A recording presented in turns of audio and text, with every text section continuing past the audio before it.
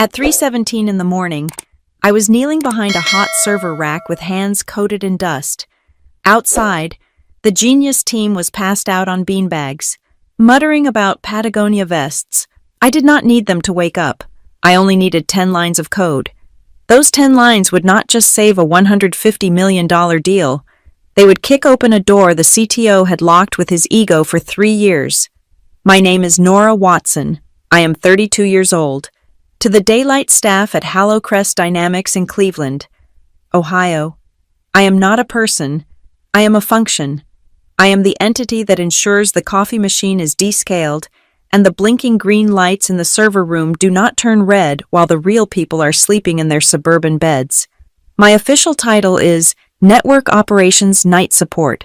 It sounds technical and important. It is not. In the grand hierarchy of a tech startup desperate to go public, I am the janitor of the internet. I wipe up the digital spills left behind by the people who make 6 figures and wear hoodies to board meetings. The office at 3 in the morning has a specific texture. The air is recycled and cold, smelling faintly of ozone and stale energy drinks. The silence is heavy, broken only by the aggressive hum of the cooling units keeping the server racks from melting down. This is my domain. I move through the rows of black cabinets like a ghost haunting a machine. My job on paper is simple.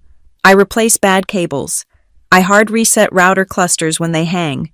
I monitor the dashboard that looks like the cockpit of a spaceship, but mostly just tells me if the internet is on or off, if a light turns red.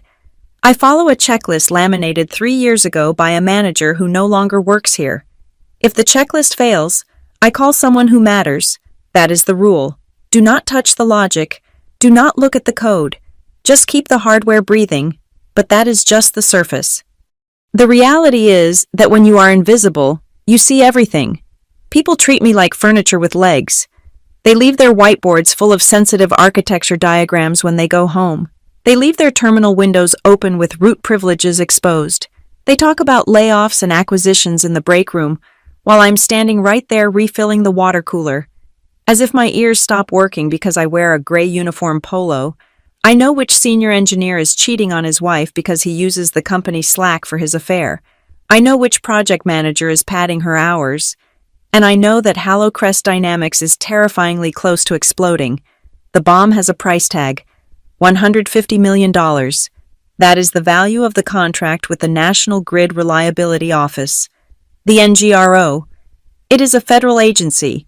Fictitious enough to sound boring, but real enough to pay the bills for the next decade. We are building their new grid redundancy coordination system. It is supposed to simulate a catastrophic power failure across the eastern seaboard and prove that our software can reroute power in milliseconds to save hospitals and traffic lights. It is a massive, complex beast of a system. It is also held together by duct tape and prayers. The deadline for the final integration test is 48 hours away. If we pass, the federal government signs the check. If we fail, Crest runs out of runway in 3 months. The pressure is physical. You can feel it in the hallways. It makes people snap at each other. It makes the day shift frantic and sloppy. This brings me to the so-called genius team. They are currently passed out in the collaborative breakout space just outside the glass walls of the server room. There are 5 of them.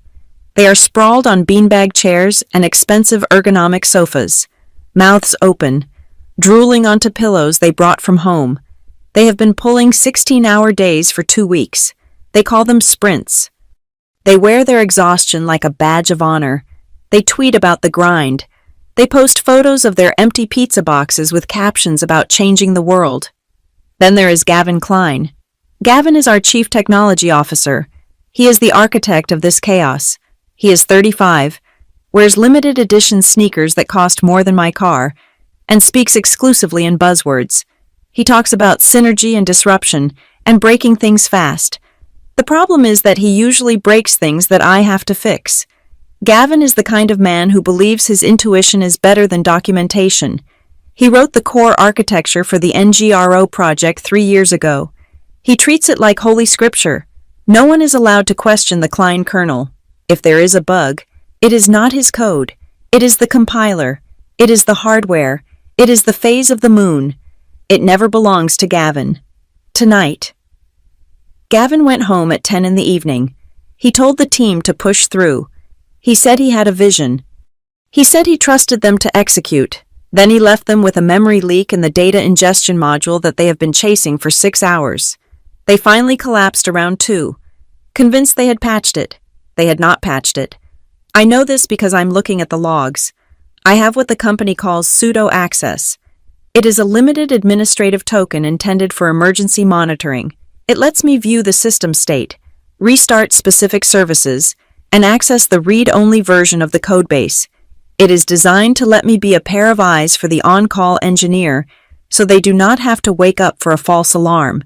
It is not designed for me to understand what I'm seeing. That is the assumption. They think I am a cable monkey. They think I do not know Python or Go or Rust. They think I cannot read a stack trace. They are wrong. I sit at a forgotten workstation in the corner of the Network Operations Center. This desk is my cockpit. The chair has a wobbly wheel. The keyboard has a sticky shift key. No one else sits here. From this vantage point, I watch the heartbeat of the NGRO simulation. The screen is a waterfall of text. Most of it is green. Green is good. Green means the grid is stable, but buried in the flow, ticking like a bomb timer, is a red line that appears every 400 seconds. It is subtle. It is a latency spike in the handshake protocol between the primary load balancer and the backup generator nodes. It is tiny, 200 milliseconds, to a human. That is the blink of an eye. To a grid reliability system managing millions of volts, it is an eternity. It is a failure condition. I lean forward, resting my chin on my hand. I have been watching this error pattern for weeks. It started small, just a few milliseconds. Then it grew. The day team does not see it because they are looking at the averages. They are looking at the big dashboards that smooth out the outliers. They are looking at what they want to see. Gavin wants to see a perfect system, so he configured the monitoring tools to ignore transient spikes under 300 milliseconds. He calls it noise reduction. I call it blindness. I tracked the error down 2 nights ago. It is a race condition in the handoff logic. When the data load gets too heavy, the system tries to write to the database and the cache at the exact same time. Usually, it works. But sometimes, when the traffic is just right, they collide. The system hangs. It waits. It times out. Then it retries. That retry creates the spike. If this happens during the live demo with the federal agents, the simulation will not just lag, it will crash. The grid will go dark. The $150 million will evaporate. I look out the glass wall at the sleeping engineers, the genius team. They are good kids, mostly. They are fresh out of Stanford and MIT. They are brilliant at algorithms, but they do not understand how the machine breathes. They treat the code like pure math. They forget that it lives on physical silicon that gets hot and tired. And they are terrified of Gavin. They would rather patch a symptom a dozen times than tell Gavin his core architecture has a flaw. So the bug remains. I have the power to fix it. That is the irony. My pseudo access gives me write permissions to the local configuration files if I invoke a specific emergency protocol. It is called the break glass procedure. It is meant for when the building is literally on fire or the data center is flooding. It logs everything. It sends an alert to the entire executive team. It triggers an immediate audit. But technically, I can open the file, I can change the code, I can save the deal. I spin slightly in my broken chair. The silence of the room presses against my ears. This is the dilemma of the night shift. We are the guardians of the dark. We keep the lights on for a world that refuses to acknowledge us. If I do nothing, the project fails. When it fails, Gavin will not blame himself. He will not blame his genius team. He will look for a variable that he cannot control. He will look for a scapegoat. He will look at the logs. He will see that the crash happened during the night hours. He will ask why the night support did not catch the warning signs. He will ask why I did not wake someone up. He will ask what I'm even doing here if I'm just going to let the company burn. And if I fix it, if I touch the holy code, then I am a rogue element. I am an uneducated night worker putting her greasy fingers on the crown jewels. I am a security risk. I am a liability. Gavin will fire me for insubordination before he even checks to see if the code works. I am damned if I do. And I am damned if I do not. But there is a third option. An option that requires precision. An option that requires me to be exactly what they think I am. Invisible. I look at the clock. It is now 3:22 in the morning. The latency spike hits again. 310 milliseconds. It is getting worse. The system is groaning under the weight of the test data. I stand up and walk over to the server rack. I put my hand on the metal casing of Unit 7. It is warm, vibrating. Inside, the processors are screaming. You see, the thing about being invisible is that you get used to the shadows. You learn how to move without making a sound. You learn how to leave no footprints. You learn that the loudest person in the room is usually the one with the most to hide, and the quietest person is the one holding all the cards.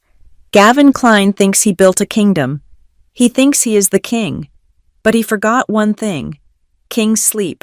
The janitor does not. I walked back to my desk. I pulled the keyboard closer.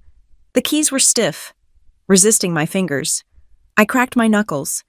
The sound was like a pistol shot in the quiet room. Outside, one of the engineers snorted in his sleep and rolled over. I brought up the terminal. The cursor blinked at me. A steady, rhythmic pulse. It asked me a question. Who are you? I am Nora Watson. I am the night support. I am the woman who changes the toner cartridges and restocks the fridge. And I am about to save this entire company whether they like it or not. I typed the command to elevate my privileges. The system hesitated, then granted access. The text turned amber, warning colors. I did not hesitate. I knew exactly where the line was. I knew exactly which variable needed to be changed. I knew the syntax better than I knew my own social security number. 10 lines. That was all it would take. 10 lines of logic to untangle the knot Gavin had tied 3 years ago. 10 lines to make the traffic flow smoothly. 10 lines to secure $150 million. I took a breath. The air tasted of potential disaster. I liked it. I started to type. The war room was a glass fishbowl situated in the dead center of the open-plan office. It was designed to look transparent and inviting, a symbol of the company's commitment to radical candor. In reality, at 3 in the morning, it looked like a crime scene where the victim was common sense. I pushed the heavy glass door open. It swung silent and smooth on expensive hinges. The air inside was 10 degrees warmer than the rest of the floor, thick with the smell of stale pepperoni, dry erase markers, and the distinct, metallic tang of overheating electronics. I was not supposed to be in here. The cleaning crew had already made their rounds at midnight, but they knew better than to touch the whiteboards. The boards were covered in frantic scribbles. Arrows pointed to boxes pointed to clouds, and clouds rained down jagged lightning bolts of data. It was a chaotic map of the last 3 weeks of panic. In the corner, a pyramid of empty energy drink cans stood as a monument to sleep deprivation. A forgotten laptop sat open on the mahogany conference table. Its screensaver had been disabled. It was broadcasting a live feed of the integration logs, and the logs were bleeding red. I stopped. My original intention had been to find a comfortable chair because my back was screaming from 3 hours of re-racking switches in the cold aisle. But the red light washed over the room, pulsating with a rhythmic dread. It caught my eye and held it. I walked around the table, careful not to step on the power bricks and Ethernet cables snaking across the carpet like vipers. I stood over the laptop. It belonged to the lead systems architect, a man who drove a Porsche and did not know how to exit the Vim text editor. I leaned in. The error scrolling past was not a simple crash. It was a loop, a recursive death spiral. The system was screaming. I recognized the pattern immediately. It was a ghost I had seen haunting the periphery of the network for months, a specter that only appeared when the data load hit a specific, suffocating density. The error message was cryptic to the uninitiated. It read simply, handoff sync failure, timeout, retrying, to the 45 engineers who had built this thing. This probably looked like a network glitch. They would blame the bandwidth. They would blame the hardware. They would blame me. But I knew the rhythm of this machine. I listened to its heartbeat every night while they slept. I knew that Team Alpha, the database guys, always forgot to close their connections. I knew that Team Beta, the front-end wizards, wrote queries that were too heavy for the pipes. But this was different. This was structural. I sat down in the architect's leather chair. It was still warm.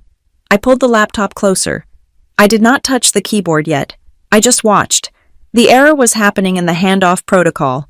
The National Grid Reliability Office required a failover time of less than 50 milliseconds.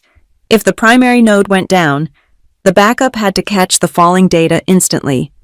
The code was trying to pass the baton, but under the immense weight of the simulation data, terabytes of simulated power grid fluctuations, the primary node was stuttering. It was signaling that it was ready to hand off, but it was still writing to the cache. The backup node received the signal, reached out to grab the data, found the file locked, and panicked. It was a race condition, a classic, deadly race condition that only manifested when the system was pushed to the absolute edge of its capacity. I needed to be sure. I minimized the log window and opened the version control history. I felt a spike of adrenaline. If anyone walked in right now, I would be fired before I could stand up. I was the night support. I was allowed to reset routers. I was not allowed to audit the source code of a $150 million project.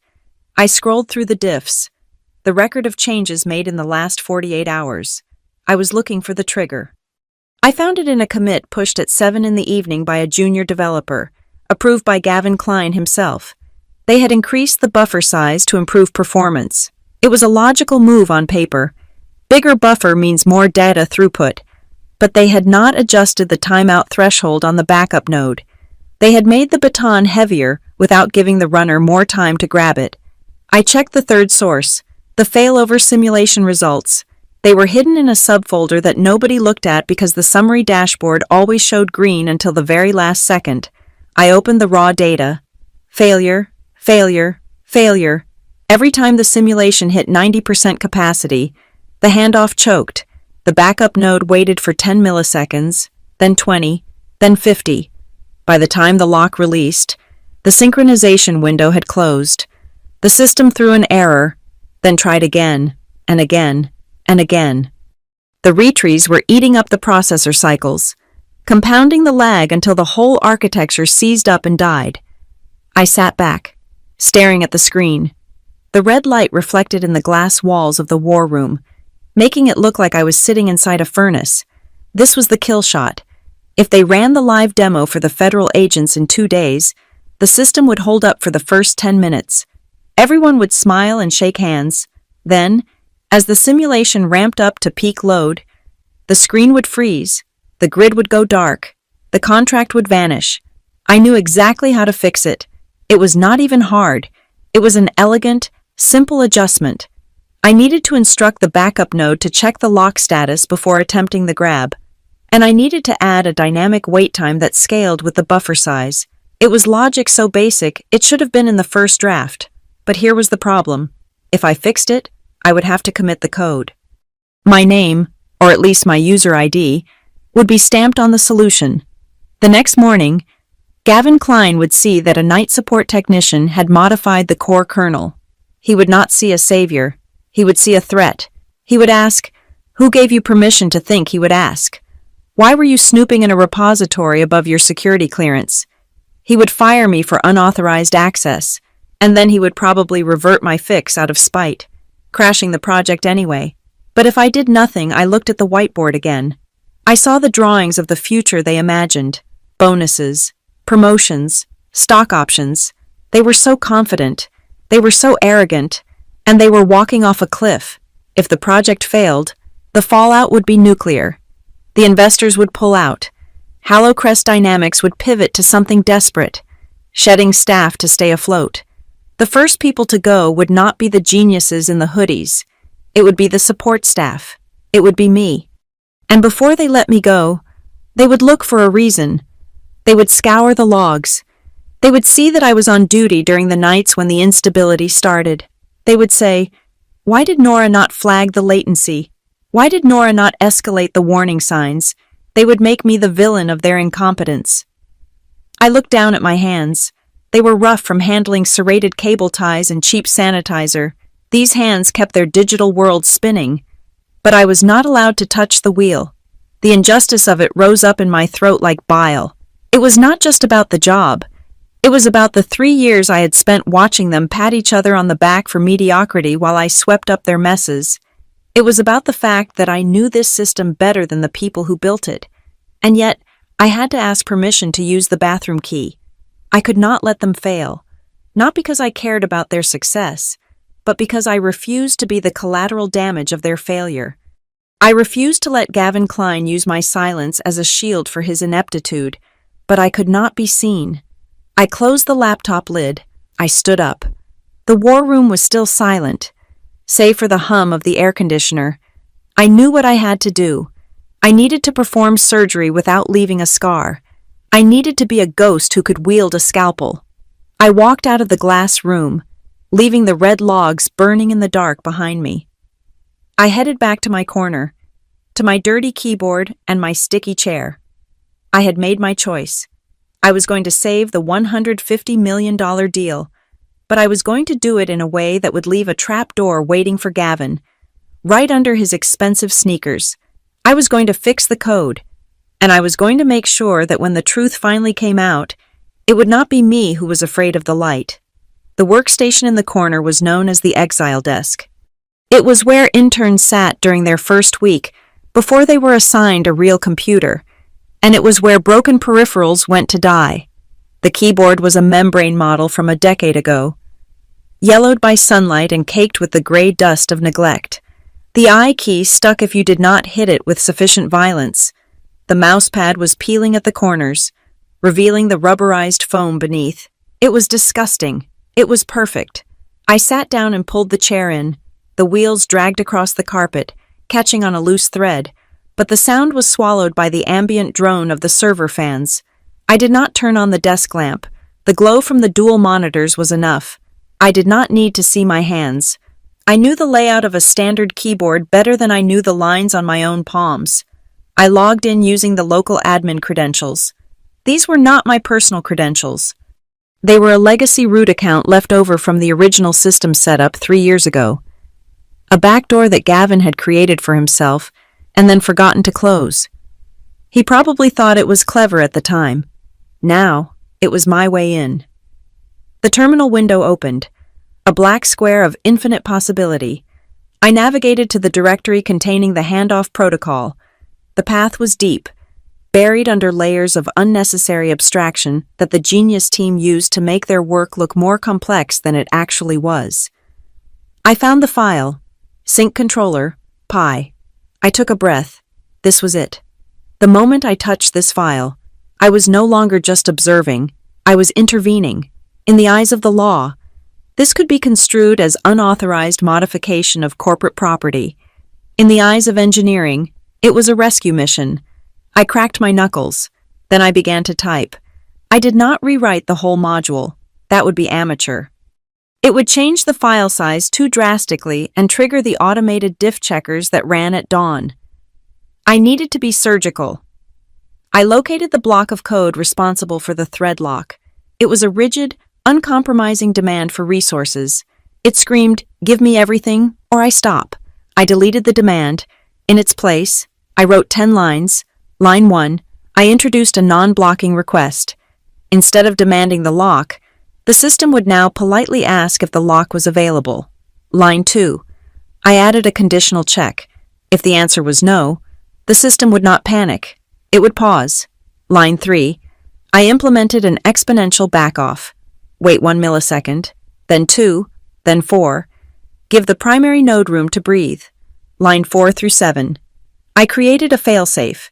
This was the safety net the geniuses had ignored. If the primary node was still silent after the pause, I instructed the system to divert the data stream to a temporary holding buffer in the local memory.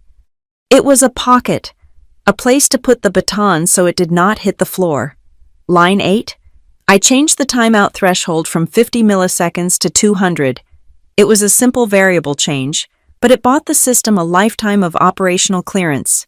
Line 9, I linked the secondary thread to the holding buffer, allowing it to pick up the data asynchronously once the traffic spike passed. Line 10. I added a garbage collection command to wipe the buffer once the handoff was complete, leaving no trace of the detour. 10 lines. That was all it took. I stared at the code.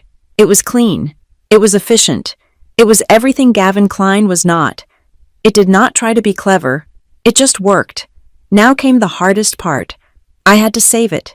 If I saved it without a comment, the version control system would flag it as an anomaly. If I signed it with my name, I was dead. If I signed it with the admin account name, Gavin would know someone had compromised his back door. I moved the cursor to the commit message field. I needed something that sounded like it belonged there. Something that a sleep-deprived engineer might have written to themselves and forgotten. I typed 5 words. Check sync wrapper on handoff. It was imperative, vague, and technical. It sounded like a note to self that had accidentally been committed as code. It was the kind of sloppy commit message that happened 10 times a day in this office. It would blend in perfectly with the noise. I hit enter. The code pushed to the local repository. Now I had to test it. I opened the simulation dashboard.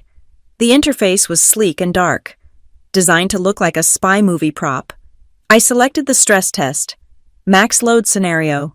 This was the one that had been crashing the system for 3 weeks. I clicked run. The graphs began to climb. The CPU usage spiked. The memory allocation bar filled up like a pint glass being poured too fast. I watched the latency counter. It held steady at 20 milliseconds, then 30, then 40. This was the danger zone. This was where the old code would choke. The load hit 95%. The red line on the graph approached the ceiling. I held my breath. My heart was hammering against my ribs, a physical thudding that seemed louder than the servers. The latency spiked to 100 milliseconds, then 150, and then it dropped. It dropped back to 20. The handoff had happened. The primary node had stuttered. My code had caught the data in the buffer, waited for the opening, and slipped it through to the backup. The system did not crash. The light stayed green. I watched the simulation run for another 10 minutes. It was flawless. The $150 million deal was safe. The grid would hold. I sat back in the broken chair. I expected to feel triumph. I expected to feel like pumping my fist in the air, but there was no adrenaline rush. There was only a cold, quiet satisfaction. It was the feeling of slotting a puzzle piece into place and watching the picture become whole. I looked around the room.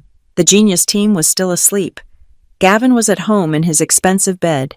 None of them knew that their careers had just been saved by the woman who cleaned the coffee pot. The fan of the workstation whirred, a steady mechanical applause. That was enough for me. I prepared to log off. I wiped the terminal history. I closed the windows. I was about to shut down the machine when a thought occurred to me. Gavin, when he saw this fix tomorrow, he would take credit for it. That was inevitable. He would tell the CEO that he had a late-night epiphany. He would tell the team he pushed a hotfix remotely. He would build another layer of his legend on my foundation. But worse than that, if he ever dug deep enough to find out it was not him, he would try to bury the evidence. He would delete the logs. He would scrub the commit history. He would make sure no one could ever prove that the janitor had outcoded the CTO. I could not let that happen. I did not want the credit. Not yet. But I needed a shield. I opened the system configuration tool one last time. I navigated to the logging pipeline. This was the black box of the network, the recorder that tracked every command, every file change, every user login. I located the setting for log retention. Currently, it was set to standard. Overwrite after 30 days. I changed it. I switched the mode to worm. Write once, read many. In the industry, we called this tamper-evident mode. It meant that once a log entry was written, it became stone. It could not be modified. It could not be deleted. It could not be overwritten. Even an admin with root privileges could not erase the past without physically destroying the hard drive. I applied the setting. A small lock icon appeared next to the log stream. I smiled. It was a small twist. A subtle trap. If Gavin tried to erase the history of tonight to hide my involvement or to cover his own tracks, he would find himself hitting a wall, and the attempt to hit that wall would itself be logged as a permanent record. I had not just fixed the system, I had turned the lights on in a room where Gavin liked to work in the dark. I shut down the computer. I pulled a bottle of isopropyl alcohol and a microfiber cloth from my cleaning cart. I wiped the keyboard. I wiped the mouse. I wiped the power button. I removed the oil from my fingertips, the DNA of my presence. When I was done, the workstation looked exactly as unloved as it had an hour ago. I walked out of the network operations center. I passed the break room where the geniuses were beginning to stir, groaning as the first light of dawn hit the windows. I did not look at them. I did not offer to make coffee. I clocked out at the rear entrance. The security guard, an older man named Earl who spent his shifts doing crossword puzzles, nodded at me without looking up. "Night, Nora," he mumbled. "Morning, Earl," I said. I pushed through the heavy steel doors and stepped out into the cool, gray air of Cleveland. It was 5:15 in the morning. The streetlights were flickering off. The city was waking up. I walked 2 blocks to the bus stop, my bus. The number 19. Arrived 3 minutes later. I climbed the steps and swiped my pass. The bus was mostly empty.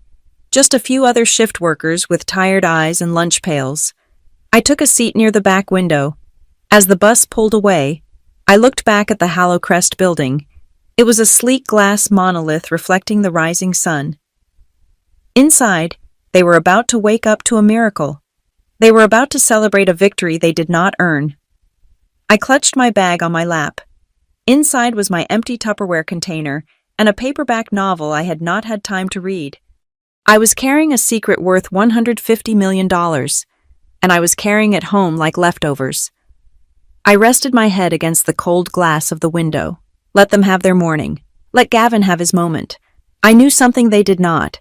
The logs were watching, and I was patient. The HalloCrest Dynamics internal messaging channels were not just active, they were hyperventilating. I could hear the notification chimes pinging off phones and laptops all across the open floor plan. It sounded like a casino where everyone had just hit the jackpot at the exact same second. Fixed overnight. Genius patch. We are saved. The messages cascaded down the general channel in a blur of emojis and exclamation points.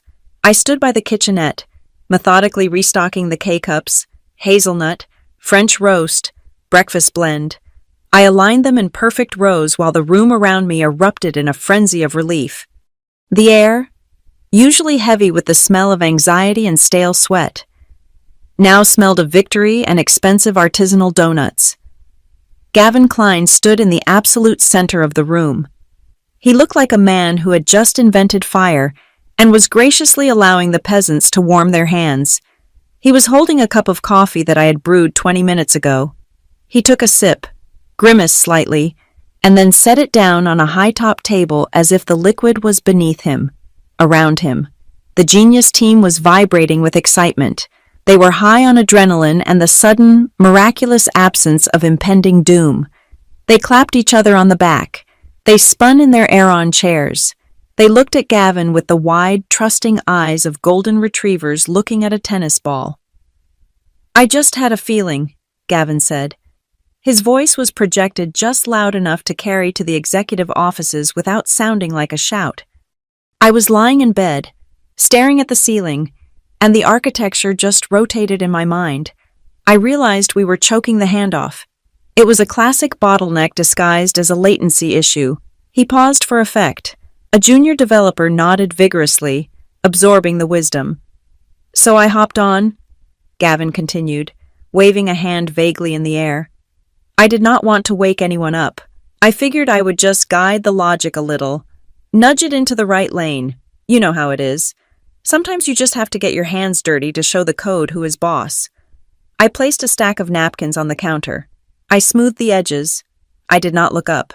If I looked up, I might have rolled my eyes so hard they would have detached from my optic nerves. He was lying. It was not a bold, direct lie. It was a lie of omission and implication. He never explicitly said, "I wrote those 10 lines." He said he hopped on. He said he nudged it. He created a space where the truth was optional, and he let his reputation fill the void. To these kids, Gavin was the brilliant architect. Of course he fixed it. Who else could have navigated the labyrinth of the Klein kernel in the dead of night? Certainly not the woman currently wiping coffee rings off the counter. The glass door to the corner office opened. Marianne Voss stepped out. Marianne was our CEO. She was 45, sharp-featured, and moved with the terrifying efficiency of a shark in a silk blouse. She did not celebrate. She executed. She held a tablet in her hand, and for the first time in 3 months, she did not look like she was calculating severance packages. The room went quiet. Gavin straightened up, puffing out his chest slightly. "Gavin," Marianne said. Her voice was cool and dry. "I just got off the phone with the director at the NGRO." Gavin smiled. It was a humble smile, practiced. "How did they take the news?" "Marianne, they are impressed," she said. She glanced at the tablet. "They ran their own pre-validation on the patch this morning. Their technical lead called it a lean, elegant solution. He specifically mentioned the proactive failsafe in the wrapper. He said it showed a maturity in risk management that they rarely see in private sector startups. Risk management is the name of the game," Gavin said, nodding gravely. "I wanted to make sure we were not just fixing the bug, but future-proofing the pipeline." "Well," Marianne said, lowering the tablet, "they are moving forward. The signing is back on for Friday. Good work, Gavin, and good work, team. Take the afternoon off. Go home. Sleep. You earned it."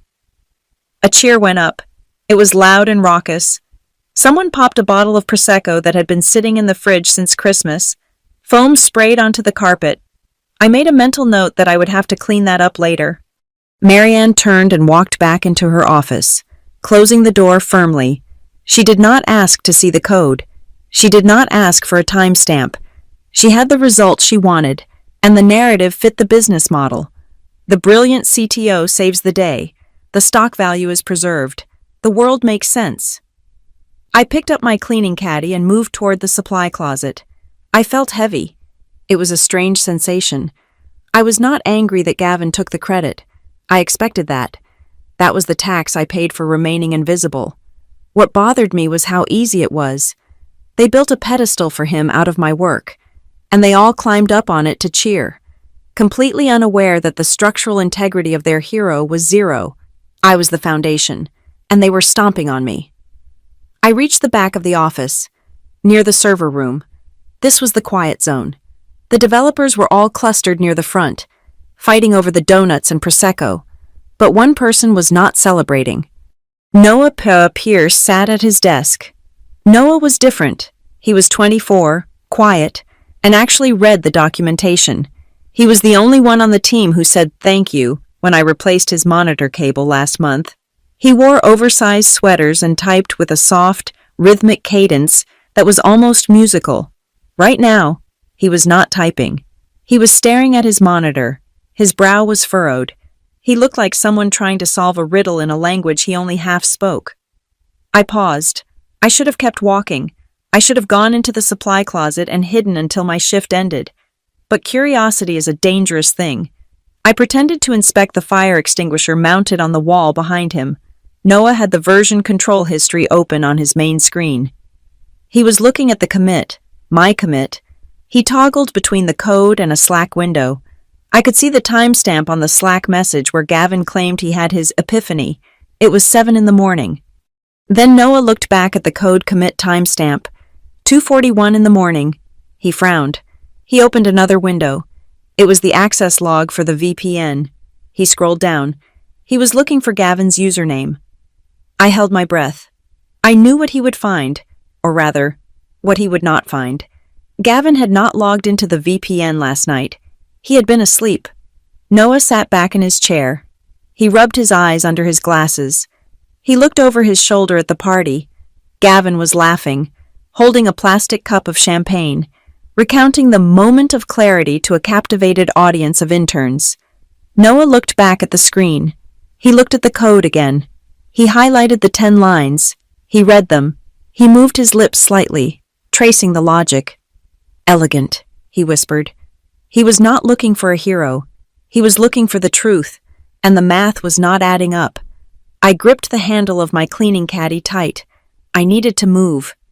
If he turned around and saw me hovering, he might connect the dots. I was the only other person in the building at 241. I slipped into the supply closet and closed the door. The closet was narrow and smelled of bleach and cardboard. I sat down on a stack of printer paper boxes. My heart was beating faster than it had when I was actually writing the code. This was the danger of the aftermath. The adrenaline of the heist was gone, leaving only the cold reality of the evidence. My phone buzzed in my pocket. I ignored it. It buzzed again. I pulled it out. It was a text message. I did not give my number to staff. It was listed in the emergency directory for facilities issues, right under the number for the plumber and the pest control guy. The number on the screen was familiar. I had seen it on the internal roster when I updated the phone tree last week. It was Noah Pierce. I stared at the screen. My thumb hovered over the glass. I should delete it. I should pretend I never saw it. I should go out there and empty the trash cans and be the furniture. But I opened it.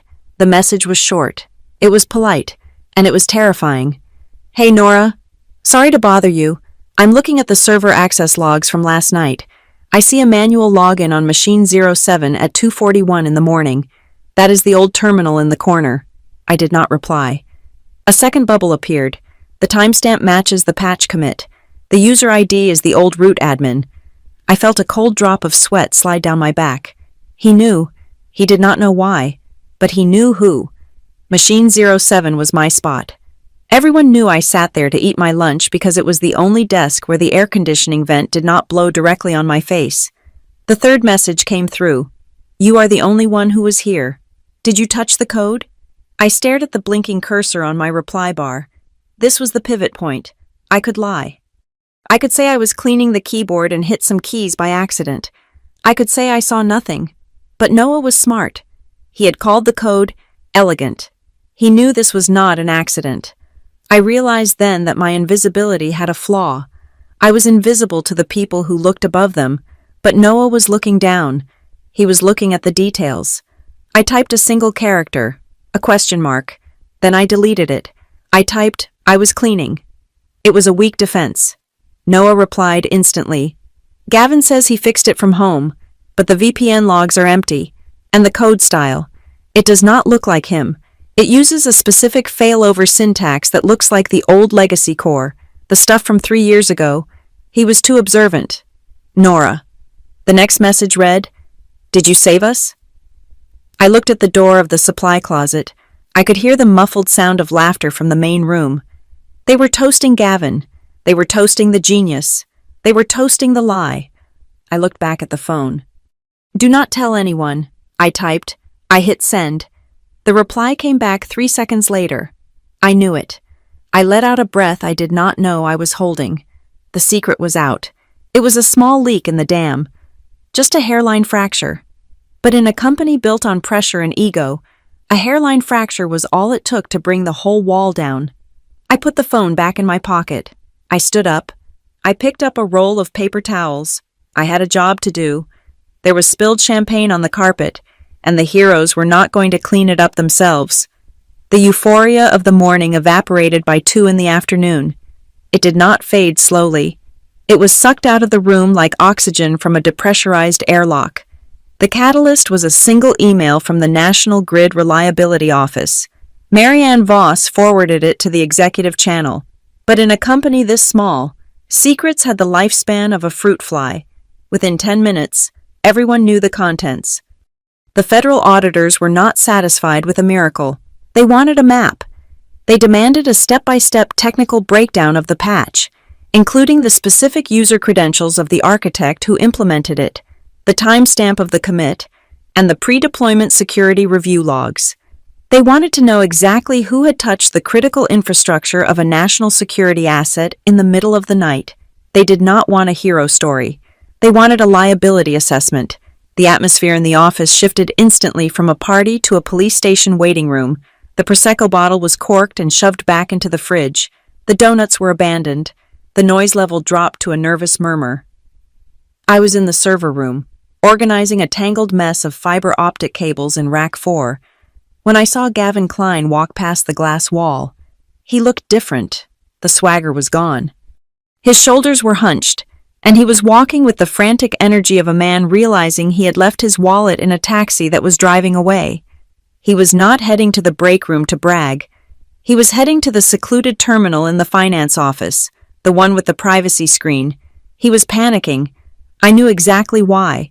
He had claimed credit for the fix, but he could not produce the digital fingerprint to prove it. If he claimed he did it, the audit would show a discrepancy in the user logs. If he admitted he did not do it, he would be exposed as a liar and an incompetent leader who had no control over his own codebase. He was trapped, and a trapped animal does not think about justice. It thinks about survival. 10 minutes later, the narrative began to change. It started as a whisper in the Slack channels. Security concern, unauthorized access, rogue modification. Gavin had pivoted. He was no longer the genius architect who had saved the day with a moment of clarity. He was now the vigilant protector who had discovered a potential breach. He was spinning a new story. He claimed that while the patch worked, it had been implemented outside of protocol by an unknown actor, possibly a hacker or a disgruntled former employee, and that he was currently leading a forensic investigation to ensure the system was safe. He was criminalizing the solution he had just celebrated. I stood on a step stool, zip-tying a bundle of Cat6 cables. My hands were steady, but my stomach was churning. I had anticipated his ego. I had not fully anticipated his malice. He was preparing to hunt me down, not to thank me, but to prosecute me. The door to the server room opened. I did not turn around. I recognized the footsteps. They were soft, hesitant sneakers. Nora. It was Noah Pierce. I pulled the zip tie tight. The plastic made a sharp zipping sound. I trimmed the excess with my flush cutters before I looked down. Noah looked pale. He was holding his laptop against his chest like a shield. He checked the door behind him to make sure it was fully closed. The server fans were loud enough to drown out our conversation from the outside world. "You need to see this," he said. He opened his laptop and set it on a crash cart. He brought up the internal security dashboard. "Gavin is pulling the gate logs," Noah said. His voice was low. "He is cross-referencing the badge swipes with the login times. He knows the modification came from inside the building. He knows it was a physical terminal, not a remote VPN connection." I stepped down from the stool. "He is looking for a scapegoat." "He is looking for you," Noah corrected. I checked the terminal ID again. It matches the workstation in the corner. The one with the broken chair. I walked by there an hour ago. There was a sticky note on the floor under the desk. It had a coffee stain on it. It was the same brand of coffee you brew in the kitchenette. It was a flimsy piece of evidence, but in a witch hunt, even a coffee stain was enough to burn someone. "I am not going to say anything," Noah said quickly. He looked at me with an intensity that made me uncomfortable. He was young, and he still believed in fairness. "I know you fixed it. I analyzed the code again. It is brilliant. It is better than anything Gavin has written in 3 years. If they fire you, I will tell them the truth." "No," I said. Noah blinked. "What?" "Do not tell them the truth," I said. "And do not lie for me. If you stand up and say I did it, Gavin will destroy you too. He will say we colluded. He will say you gave me the password. You are a junior developer on a visa. You cannot afford to be collateral damage." "So I just let him paint you as a criminal?" Noah asked. "He is already planting the seeds. Look at the general channel." I looked at his screen. A message from HR had just gone out to the entire company. Subject important. Security protocol reminder. Team, effective immediately. Any access to the production environment outside of scheduled deployment windows will be treated as a severe violation of company policy. We are currently investigating an irregularity in last night's logs. We expect full cooperation. Zero tolerance. It was the death warrant. They were establishing the rules of the execution before they even had the prisoner in custody. They were framing the narrative so that when they found me, the fact that I saved the company would be irrelevant. The only thing that would matter was that I broke the rules. "I can handle Gavin," I said. I did not feel as confident as I sounded. "I just need you to do one thing. Don't let me be crushed alone. If they ask you technical questions about the patch, Answer them honestly. Tell them it works. Tell them it is solid. Do not let them roll back the code just to spite me." Noah looked at the floor, then back at me. He nodded. "Okay, but you should know. Gavin is asking it for the surveillance tapes from the hallway cameras." "The cameras in the hallway have been broken for 6 months," I said. "I put in the work order myself. They never approved the budget to fix them." A small, grim smile touched Noah's lips. "Right. I forgot who I was talking to." He took his laptop and left. I waited until the door clicked shut before I allowed myself to exhale. I was cornered. I knew it. Gavin was cornered. He knew it. We were two desperate people locked in a silent room, circling each other with knives. The only difference was that he had the title, the power, and the microphone. I only had the truth. I needed to know how far he was willing to go. I pulled out my phone. I had a remote monitoring app installed. It was a simple, text-based interface that mirrored the terminal at my desk. It was strictly forbidden, another firing offense to add to the pile. But right now, I did not care about the employee handbook. I logged into the ghost session I had left running on the background threads. I queried the system activity logs, not the standard logs that Gavin was looking at, but the deep system kernel logs that tracked the admin actions themselves. I saw it immediately. At 2:55 in the afternoon, 5 minutes after the HR email went out, a command had been issued from the Chief Technology Officer's account. Delete from system audit log, where timestamp between 02:00 and 04:00. My blood ran cold. Gavin was not just looking for a scapegoat. He was trying to erase the evidence entirely. He realized that he could not pin it on a hacker without the NGRO demanding a forensic investigation that would expose his own negligence. So he had decided on a new strategy: delete the history, claim the logs were corrupted. Claim the system glitch was a hardware anomaly that resolved itself. He was trying to bury the 10 lines of code. He was trying to delete the fix. If he succeeded, the system would revert. The bug would return. The demo on Friday would fail. The company would die.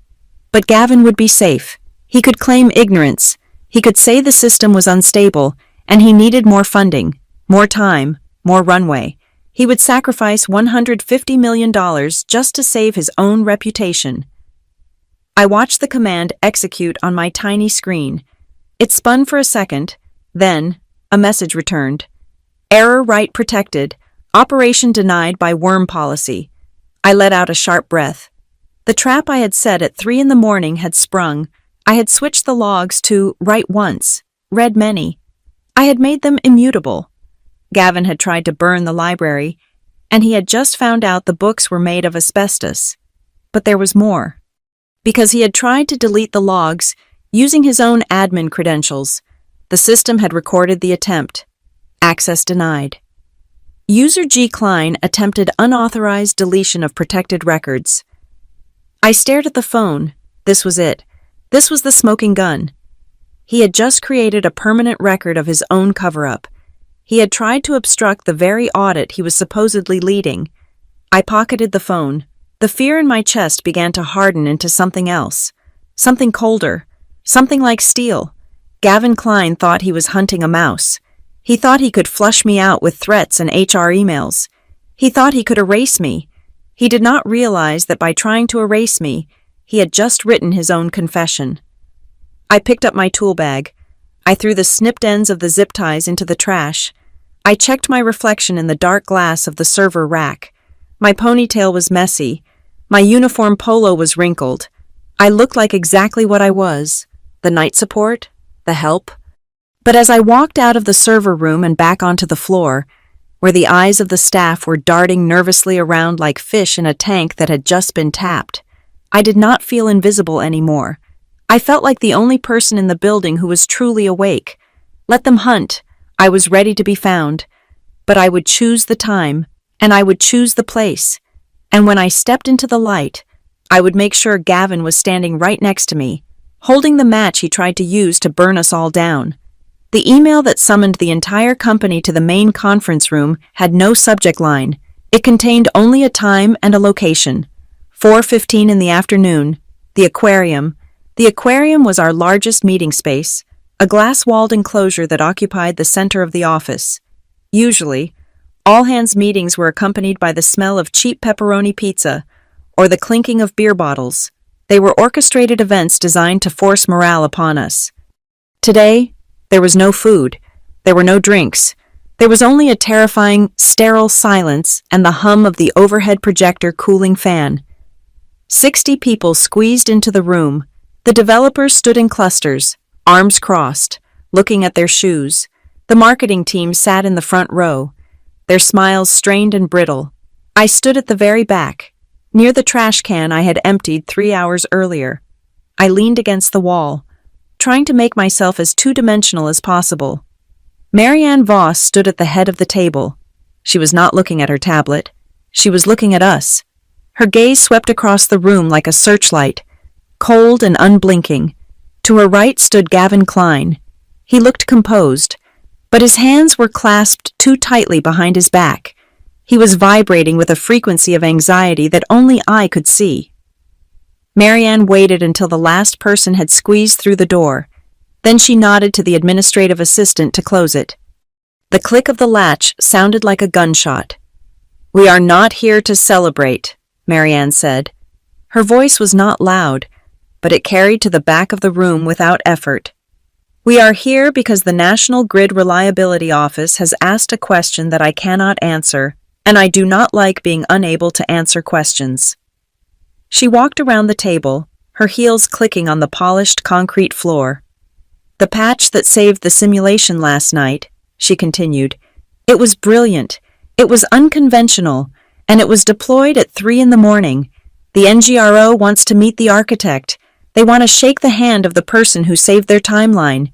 She stopped in front of Gavin. She did not look at him. She looked at the room. "So," she said, "who deployed the patch?" The room went deadly silent. Everyone looked at Gavin. It was a natural reflex. He was the CTO. He was the genius. He had spent the entire morning accepting high fives and talking about his intuition. The script was already written in their heads. They expected him to step forward, do a humble shrug, and accept the crown. Gavin did not step forward. He stood perfectly still. He was playing the long game. He wanted the room to answer for him. He wanted the collective assumption to become the truth, so he would not have to technically lie on the record.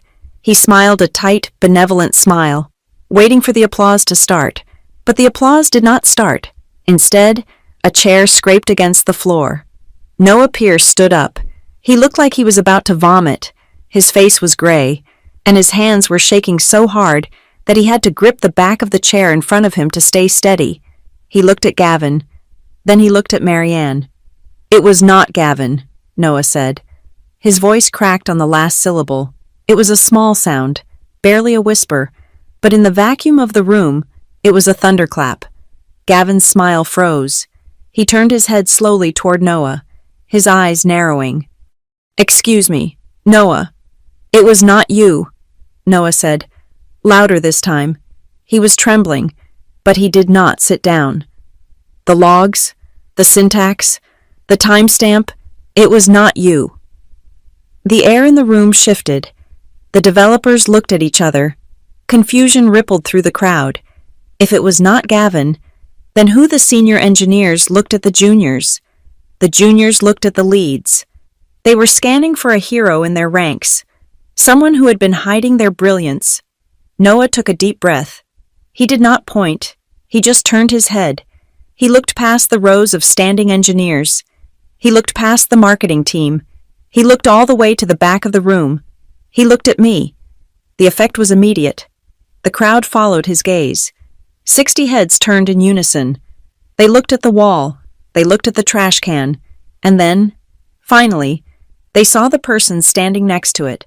They saw the woman in the gray polo shirt. They saw the night support. They saw the furniture. I felt the weight of their eyes physically. It was a crushing pressure. I could feel the heat rising in my neck. I wanted to sink into the drywall. I wanted to disappear, but I remembered the 10 lines of code. I remembered the elegance of the logic. I remembered that for once in 3 years, I was not the one who had made the mistake. I pushed myself off the wall. I took a step forward. "I did it," I said. For 3 seconds, there was absolute silence. Then, a laugh broke out. It was a nervous, incredulous laugh. It came from one of the project managers in the front row. Then someone else joined in. It was not a mean laugh, exactly. It was the laughter of absurdity. It was the sound people make when a dog walks on its hind legs, or a toddler claims they flew a plane. It was the sound of a worldview protecting itself from a violation of the natural order. "Nora," someone whispered loudly. "The cable lady." "Good one," another voice said. Gavin let out a short, sharp exhale. He looked relieved. He thought it was a joke. He thought I was covering for someone, or just being crazy. He stepped forward, his confidence returning. Okay, Gavin said, raising his hands. "Let us get back to reality.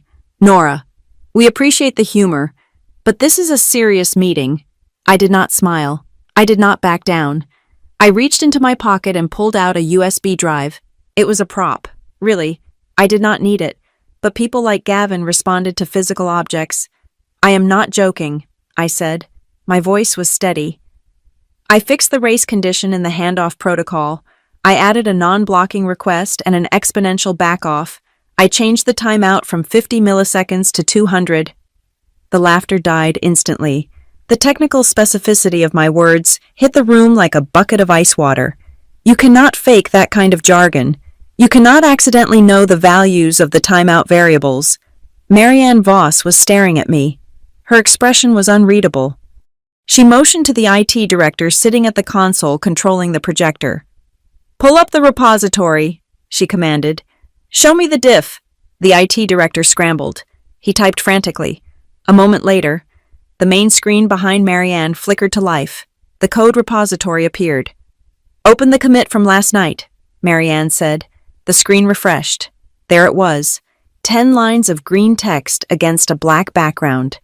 And right above it, in the metadata header, was the user information. User: Watson Night Ops Time, 02:41:15 a.m. EST. The silence that fell over the room now was different. It was not the silence of confusion. It was the silence of shock. It was the silence of 45 highly paid engineers realizing that the person who cleaned their whiteboards had just outcoded them. Gavin stared at the screen. His face went pale, then red. He looked at the code. He looked at me. He looked at Marianne. He saw his narrative collapsing. He saw the hero statue crumbling into dust. He reacted with the speed of a predator. "This is a violation," Gavin snapped. His voice was sharp, cutting through the awe in the room. He pointed a finger at me. "This is a severe security breach. You accessed the production kernel without authorization. You used a privileged account to modify critical infrastructure. This is not a fix. This is an attack." He turned to Marianne, his eyes wide and desperate. "Marianne, look at what she did. She bypassed the review board. She bypassed the QA process. She put the entire contract at risk. We do not know what else she touched. She could have planted a back door. She could have stolen data. This is grounds for immediate termination and legal action." He was good. I had to give him that. He took the evidence of my competence and twisted it into evidence of my criminality. He was betting on the company's fear. He was betting that they would be more afraid of a rogue employee than they were grateful for a working product. The room wavered. I saw the doubt creeping into the faces of the developers. They were rule followers by nature. They respected the process. And Gavin was right. I had broken every rule in the book. "I saved the deal," I said quietly. "The system was going to crash. You know it. I know it." "You broke the law," Gavin shouted.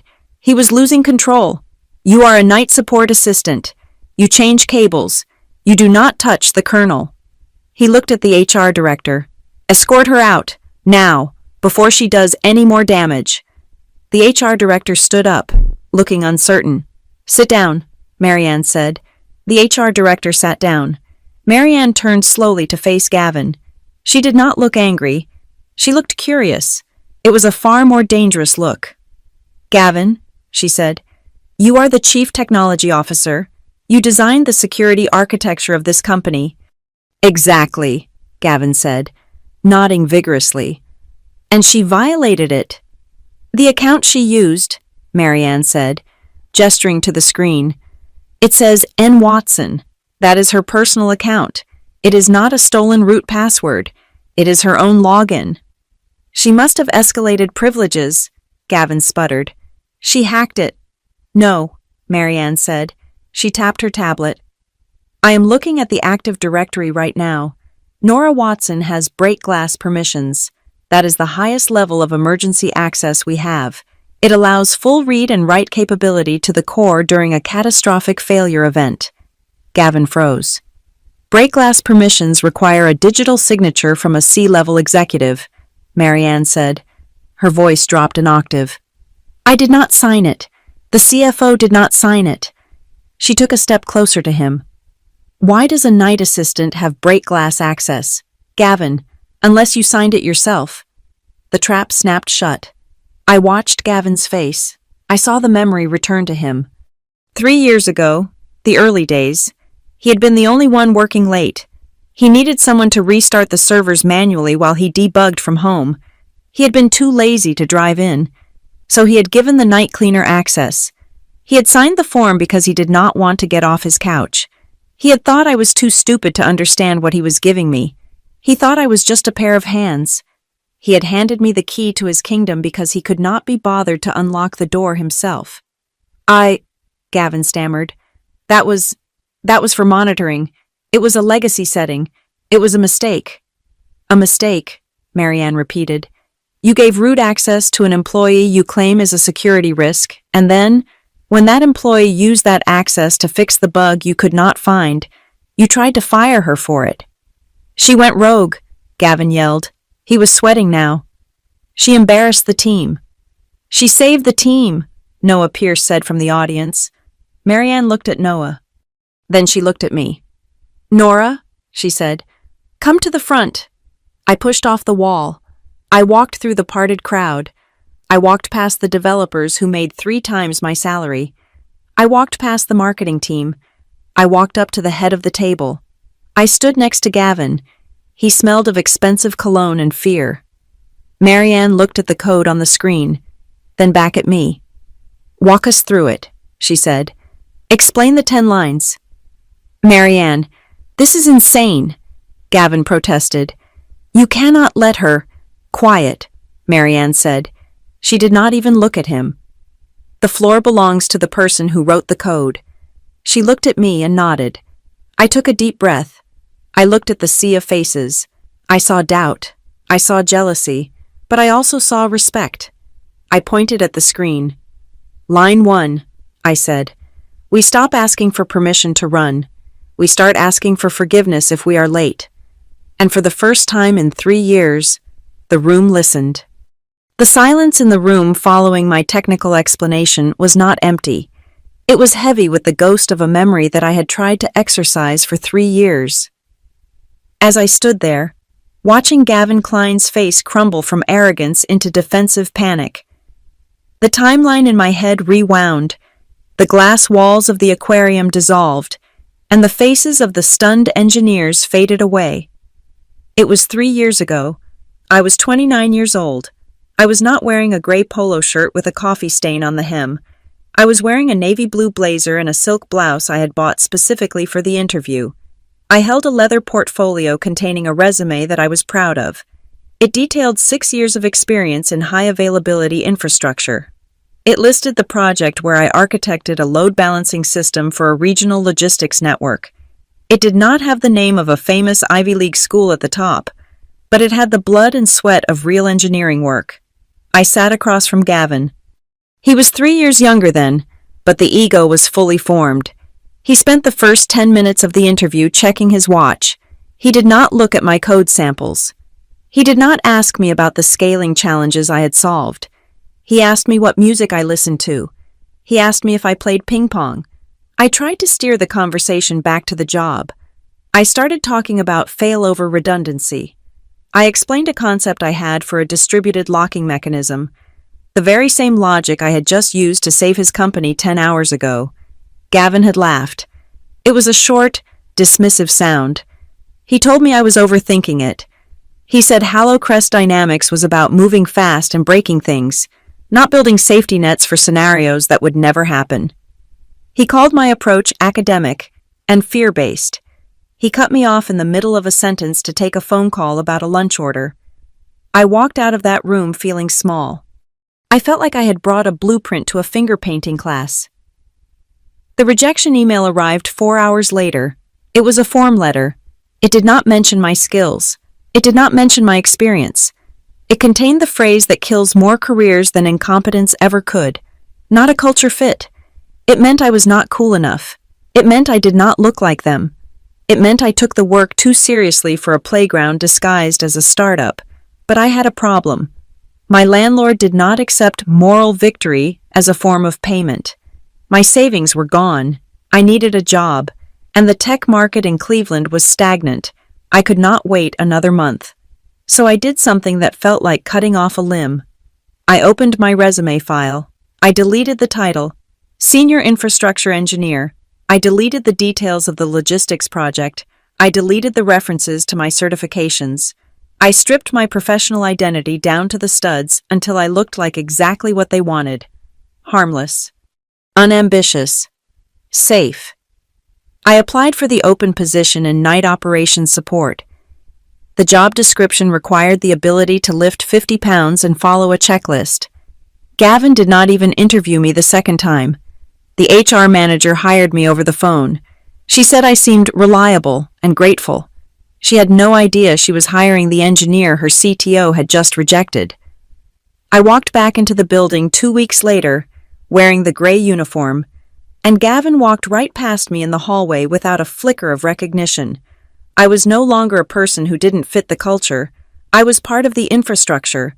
I was invisible. The memory snapped back to the present.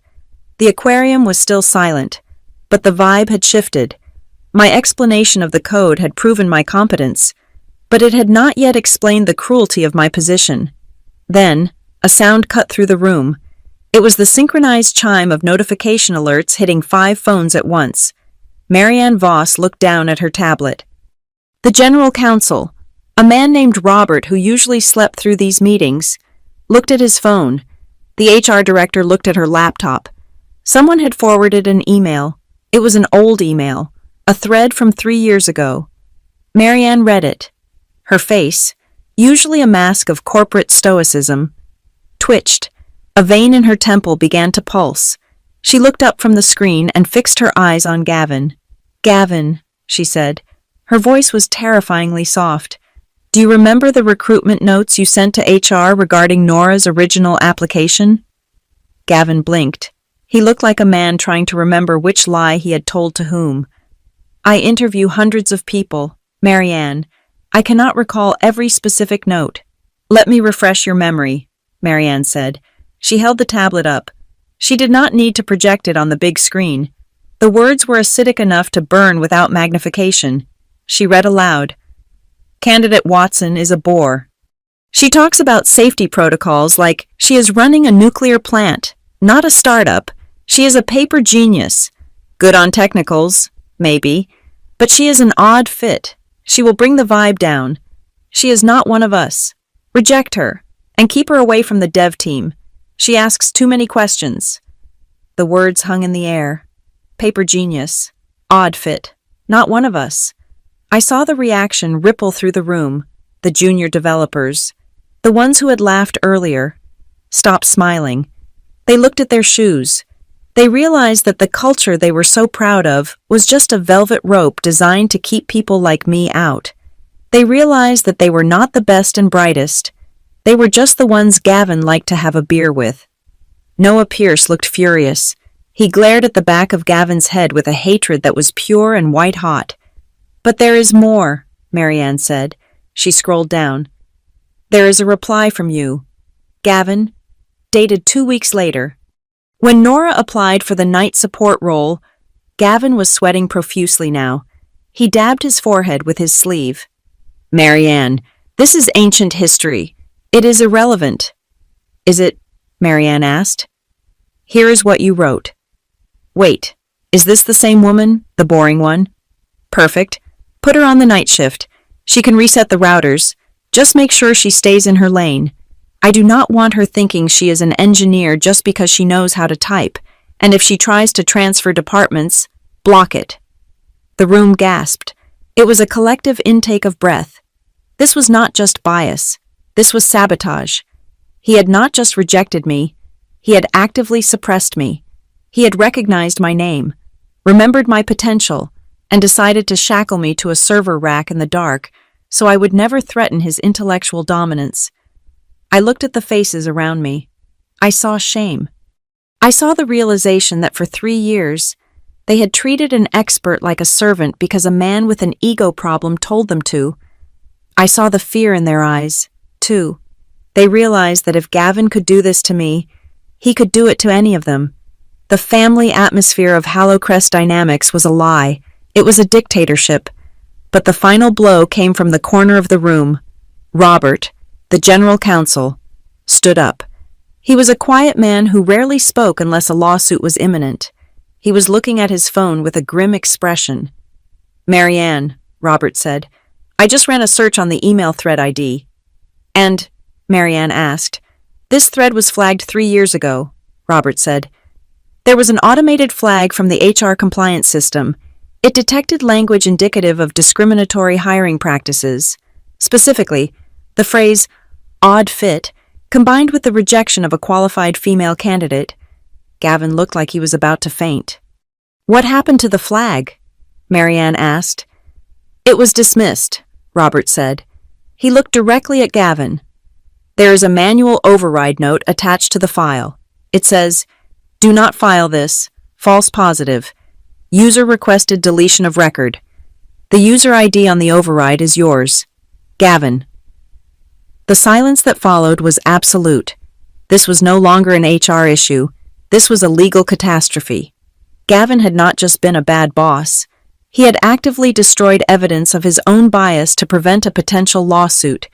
He had exposed the company to federal liability. He had turned a personnel decision into a cover-up. Marianne slowly lowered the tablet. She looked at Gavin not as a partner, not as a genius, but as a cancer that had metastasized in the heart of her company.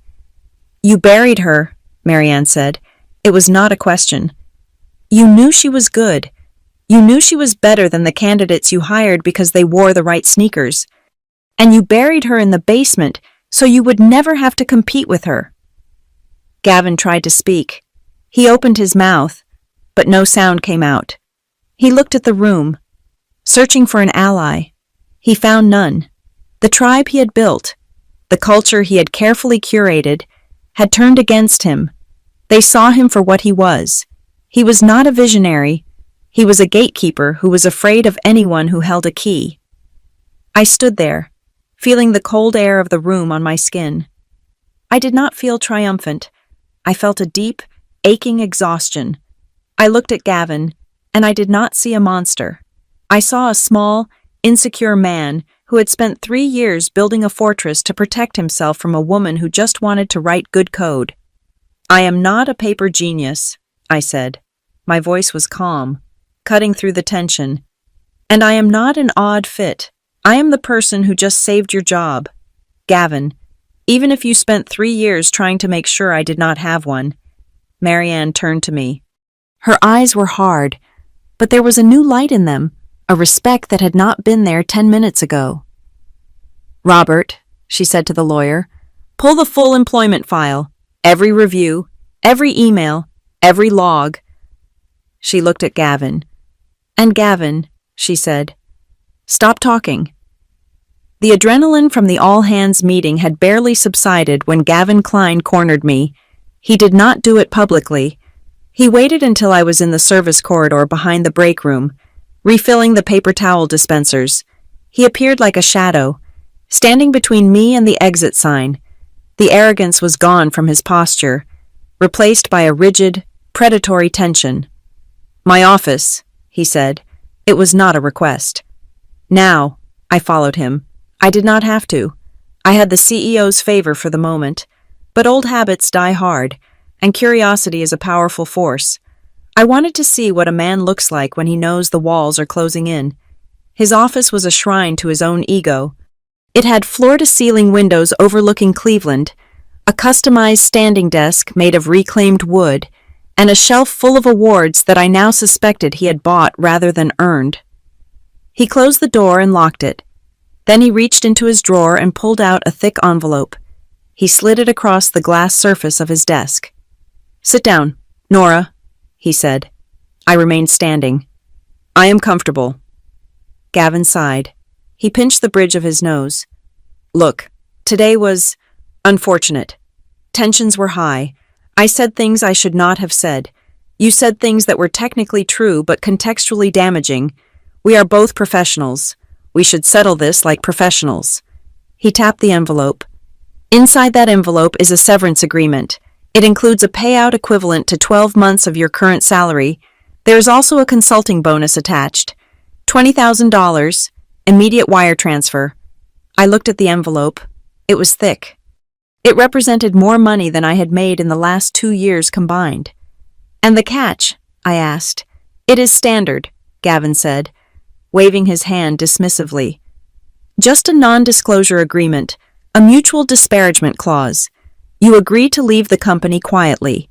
You agree that your access to the system was a one-time irregularity and that you will not discuss the technical details of the patch with external parties." "You mean with the NGRO?" I said. "They are a federal agency, Nora," Gavin said, leaning forward. His voice dropped to a conspiratorial whisper. "They do not want to hear that a night support staffer fixed their grid. It makes them look bad. It makes us look unstable. They want to hear that the CTO led a rapid response team. It is better for the stock. It is better for the deal. It is better for everyone." "It is better for you," I corrected. Gavin's face hardened. The nice guy mask slipped. "Let us be real. You have a win today. Great. But tomorrow, you are still the person who broke into a federal system. You violated the Computer Fraud and Abuse Act. I authorized that break-glass access 3 years ago. Yes, but I can argue in court that it was revoked verbally and you exploited a legacy loophole. Do you have the money for a defense attorney? Do you have the savings to fight HaloCrest Dynamics in a lawsuit that could drag on for 5 years? It was a bluff. We both knew it. Marianne would never allow him to sue the person who saved the contract, but the threat was designed to trigger the poverty trauma he knew I had. He knew I needed this job. He knew I had taken the night shift because I was desperate. He was weaponizing my survival instinct against me. "You are threatening me," I said. "I am offering you a parachute," Gavin said. "Take the money. Sign the paper. Go find a job where you fit in. Leave the heavy lifting to the people who are built for it." I looked at the envelope again. Then I looked at Gavin. There was something in his eyes that did not match his words. It was not just anger, it was panic. If this was just about credit, he would try to charm me. If this was just about the culture fit email, he would be apologizing to save face with HR. But he was trying to buy my silence on the technical details. He specifically mentioned not discussing the patch with the NGRO. "Why?" I asked. Gavin blinked. "Why what?" "Why are you so afraid of me talking to the feds?" I asked. "The bug is fixed. The system is green. Even if I tell them I did it, the worst that happens is you look incompetent. You are offering me $50,000 to hide incompetence. That is too high a price. You are cheap. Gavin, you would not pay that much unless you were hiding something criminal." "You are paranoid," Gavin snapped. "The NGRO has requested a technical review session tomorrow morning, a closed-door meeting. They want a deep dive into the failure mode. I am going to conduct that review. I cannot have you in the room contradicting me on the nuance of the code. I need a unified front." "You want to go into that room alone," I said. "I am the CTO," he shouted, slamming his hand on the desk. "It is my code. Is it?" I asked. I turned and walked to the door. "If you walk out that door, the deal is off the table," Gavin yelled after me. "I will bury you in legal fees. I will make sure you never work in this industry again." I unlocked the door and stepped out. I did not look back. My heart was hammering, but my mind was cold and clear. Gavin was desperate to keep me away from the technical review. He was desperate to control the narrative of why the bug happened, not just how it was fixed. I went back to my desk. Not the workstation in the corner, but a terminal in the server room that was isolated from the main network monitoring tools. I needed to see the history, not the history of my fix, but the history of the break. I logged in. I pulled up the repository again. I knew where the bottleneck had occurred. It was in the handoff logic. I had fixed it by loosening the constraints, but why were the constraints so tight in the first place? I scrolled back through the commit history. 3 months ago, 6 months ago, I found it. It was a commit from 8 weeks ago. The author was G. Klein. The commit message was innocuous. Refactor performance optimization for simulation stability. I opened the diff. I read the code, and then I read it again. Gavin had not optimized anything. He had deliberately introduced a sleep command into the thread lock. It was tiny, a micro delay, but he had placed it inside a loop that scaled with data volume. He had engineered the bottleneck. I sat back on the crash cart, the realization hitting me like a physical blow. This was not a mistake. This was not bad coding. This was sabotage. Gavin had planted a time bomb in his own architecture. Why I looked at the date of the commit. 8 weeks ago, that was right around the time the board was discussing his performance bonus. It was right around the time rumors started circulating that the NGRO was considering other vendors. Gavin needed a crisis.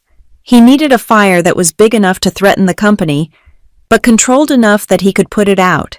He wanted the system to struggle during the preliminary tests so he could swoop in at the 11th hour, deploy a miracle fix, which would just be removing his own sabotage and look like a god. He wanted to prove that the project was impossible without his genius, but he had miscalculated. The data load from the NGRO was higher than he expected. The tiny delay he planted had spiraled into a race condition he could not control. The fire had jumped the firebreak. That was why he was awake at 2 a.m. but afraid to log in. He was trying to figure out how to undo his own trap without leaving a footprint that looked like guilt. And that was why he was terrified of me. I had fixed the symptom, but if I or the NGRO auditors looked too closely at the root cause, we would find his fingerprints on the matchstick. My phone buzzed. It was an email from Marianne. Subject: NGRO review preparation. Nora, the NGRO panel has requested your presence tomorrow at 9.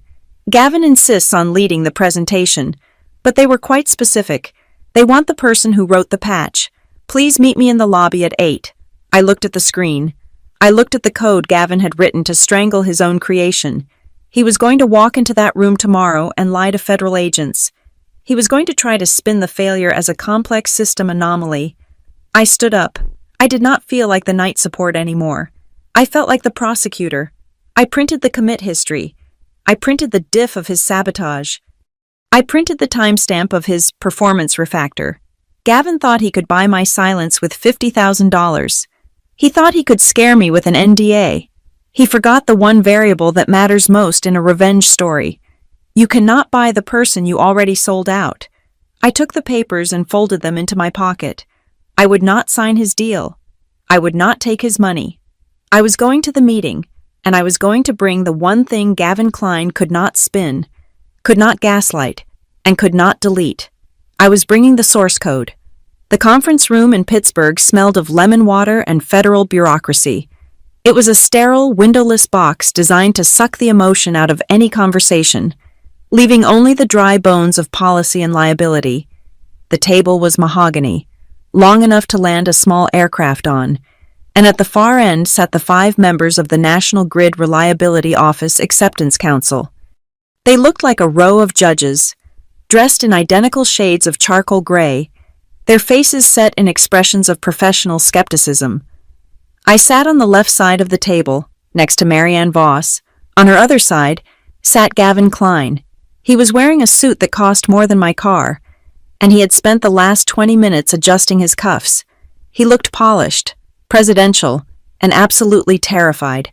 I was wearing a clean white button-down shirt and black slacks, no jacket, no watch, no props, just a thin folder of papers in front of me and the laptop connected to the projector. The director of the NGRO, a man named Silas Vance, who had the eyes of a hawk and the patience of a stone, tapped his pen on the table. "Ms. Watson," Vance said. His voice was gravelly. "We have read the incident report submitted by Mr. Klein. It describes a collaborative surge to resolve a latency anomaly. However, our technical team found the patch implementation to be unique. We would like to hear your version of the architecture." Gavin cleared his throat.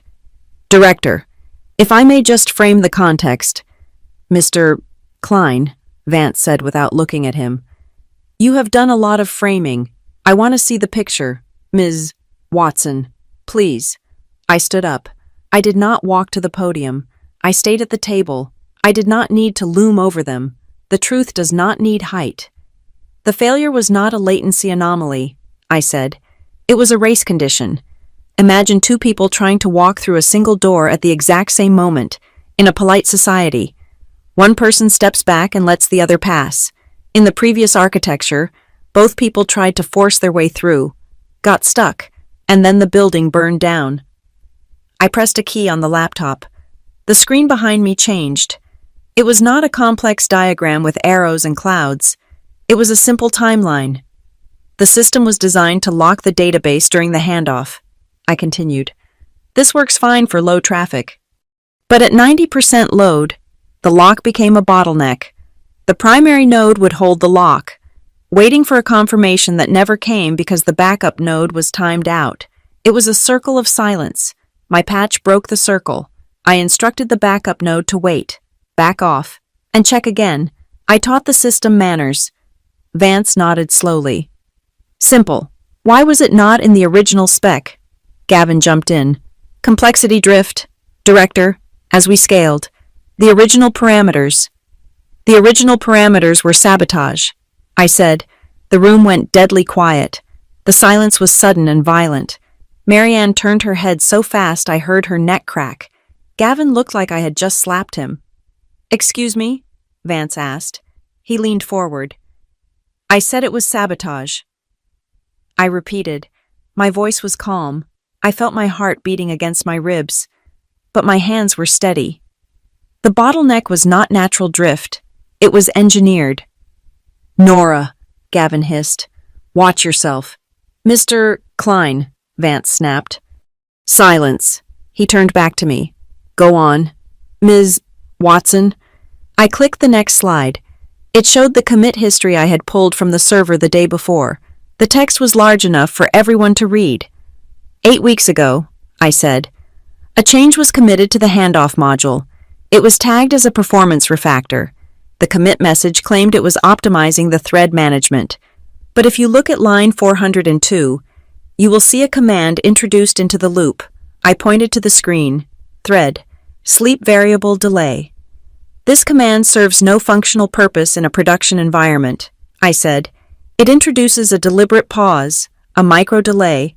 Under low load, it is invisible, but under the heavy load of your acceptance test, this delay compounds. It creates the exact timeout scenario that crashed the simulation. I looked at the council. The system did not break because it was weak, I said. It broke because someone put a stick in the spokes. Vance looked at the screen. Then he looked at Gavin. Who authorized this commit? It was a team effort, Gavin stammered. He was sweating now, a sheen of moisture on his forehead. We were experimenting with throttling to prevent overheating. It was a theoretical model that accidentally... The user ID on the commit is yours, Mr. Klein, I said. I clicked to the next slide. It showed the metadata. Author G. Klein. And, I added, when the crash happened 3 nights ago, the logs show that you were awake. You monitored the failure. You did not intervene. You let it burn until the very last second, presumably so you could step in and revert your own sabotage to save the day. But the fire got too big. You lost control. And that is when I stepped in. Gavin stood up. This is preposterous. She is a disgruntled support staffer. She is twisting standard debugging code into a conspiracy theory to leverage a severance package. Marianne. Tell them. Marianne did not speak. She was staring at the screen. She was looking at the timestamp of the sabotage commit. She was doing the math in her head. 8 weeks ago, the bonus negotiations, the stalling, it all fit. "Sit down, Mr. Klein," Vance said. His voice was like a gavel. "I will not sit down," Gavin shouted. "I built this system. I am the only reason it works. This woman is a security risk. She hacked the logs." "Speaking of logs," I said, I reached into my folder. I pulled out a single sheet of paper. It was a printout of the command line history from yesterday afternoon. "Mr. Klein claims I am a security risk," I said to the council. "He claims he is concerned about integrity, but yesterday, at 2:55 in the afternoon, a command was issued from the CTO's terminal." I slid the paper across the mahogany table toward Vance. "The command was to delete the audit history for the night of the patch," I said. "He tried to wipe the record. He tried to erase the evidence of who fixed the system, and in doing so, he would have erased the evidence of who broke it." Vance picked up the paper. He read it. He looked at the error message I had highlighted. "Operation denied. Write once read. Many policy active." "He failed," I said, "because I locked the logs 3 hours before he tried to burn them." Vance passed the paper to the woman next to him. He took off his glasses. He looked at Gavin with an expression that was no longer skeptical. It was disgusted. "Mr. Klein," Vance said, "did you attempt to delete federal audit records?" "I was cleaning the database," Gavin yelled. He was unraveling. The cool executive was gone. "It was routine maintenance. The logs were corrupted by her unauthorized access. I was protecting the integrity of the project." "By deleting it?" Vance asked. "It is my network," Gavin screamed. "I can delete whatever I want." The echo of his shout bounced off the walls. Marianne Voss stood up. She looked pale, but her eyes were flint. She realized what was happening.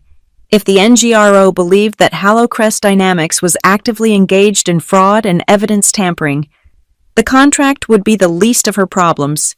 The company would be blacklisted. They would be sued into oblivion. She had to cut the limb to save the body. "Mr. Klein," Marianne said. Her voice was ice. "You are relieved of duty.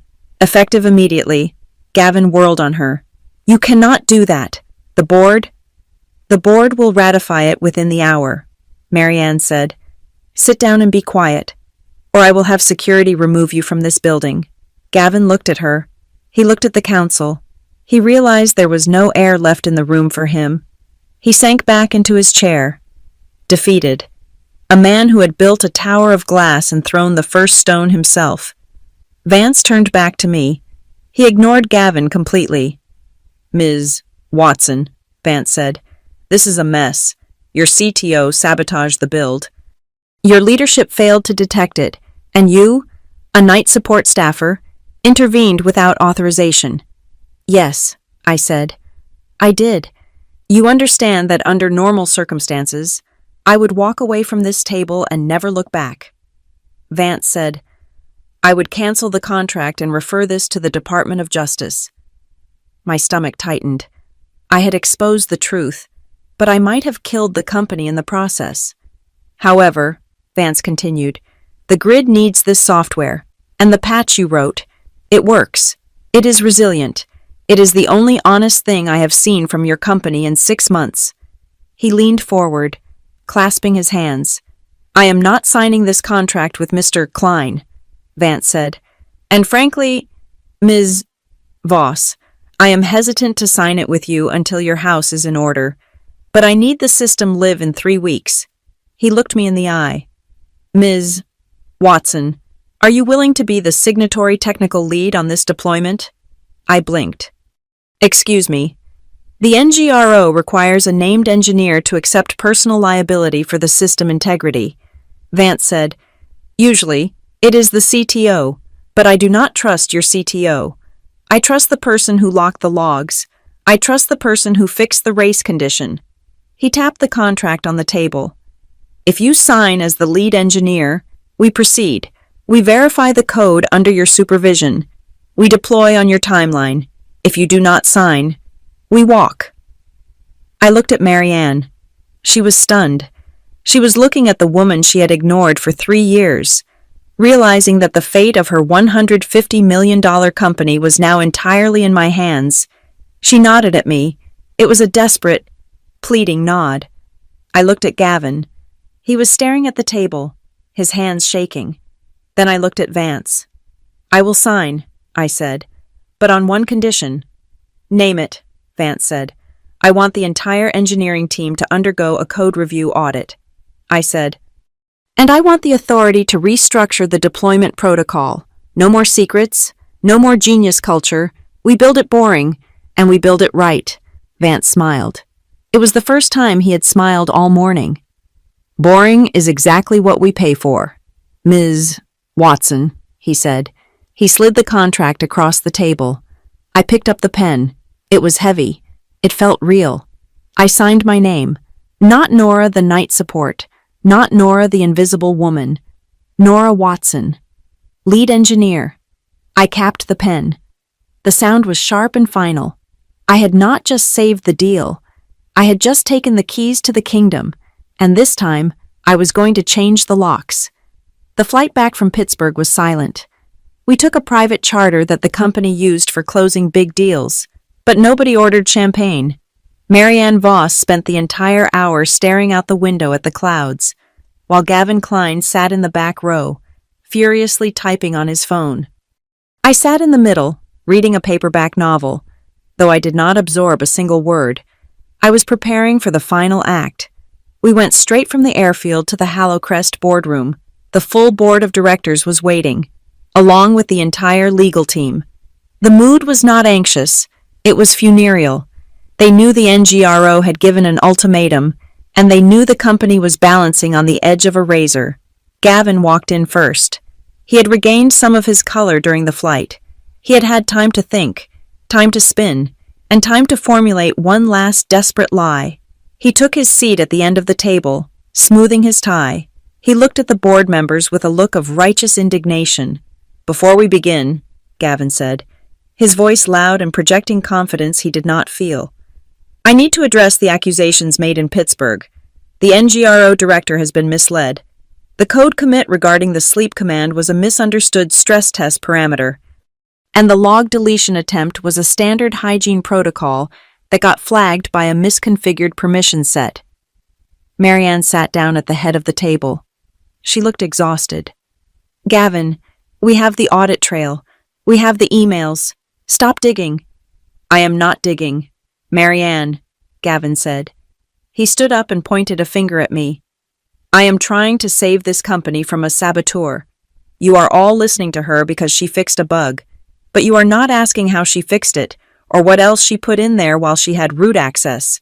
He looked around the room, making eye contact with every board member. "I ran a scan on her patch during the flight," Gavin lied. "I knew he had not run anything. He had been texting his personal lawyer. There is a back door. She installed a secondary entry point in the kernel. She fixed the bug to gain your trust, but she left a key under the mat so she can come back later and hold us hostage. She is not a hero. She is a black hat hacker who exploited a crisis." A murmur went through the room. The board members were money people, not tech people. The word backdoor scared them. It implied theft. It implied ransomware. It implied that their $150 million asset was compromised. "Is this true?" one of the investors asked, looking at me with sudden suspicion. "She will deny it, of course," Gavin said quickly, cutting off my chance to speak. "But think about it. Why would a night support assistant know how to patch a federal grid system unless she had been studying it for months, unless she had been looking for weaknesses? She set this up. She waited for the failure. And then she swooped in. If you sign that contract with her as the lead, you are handing the keys to a criminal." It was a good story. It played on their paranoia. It painted me as the villain and him as the vigilant protector who had just discovered the plot. Marianne looked at me. "Nora?" I stood up. I did not look at the board. I looked directly at Gavin. "I did not install a back door," I said calmly. "I installed a guardrail." "Semantics," Gavin shouted. "It is unauthorized code." I opened the internal repository on the boardroom screen. I navigated to a file that nobody had looked at yet. It was a small script, buried in the validation library. When I wrote the patch at 3 in the morning, I said, addressing the room, I knew that the person who broke the system originally might try to break it again. If the sabotage was intentional, they would not stop just because I fixed the race condition. They would try to reintroduce the failure to prove that my fix was unstable. They would try to create chaos to cover their tracks. I pointed to the screen. So I wrote 10 more lines of code. This is a watcher script. It monitors the specific variables in the handoff protocol. It does not change anything. It just watches. And if anyone tries to modify the timeout threshold or reintroduce a sleep command without a signed authorization token, it blocks the change and logs the attempt. Gavin's face went gray. He stopped moving. He stopped breathing.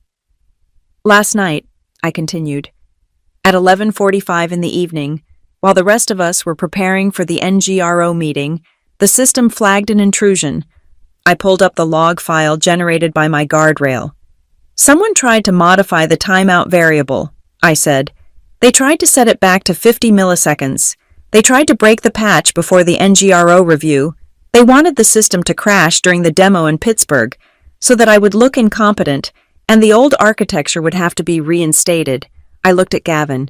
The guardrail blocked the change, I said, and it recorded the user. I highlighted the line on the screen.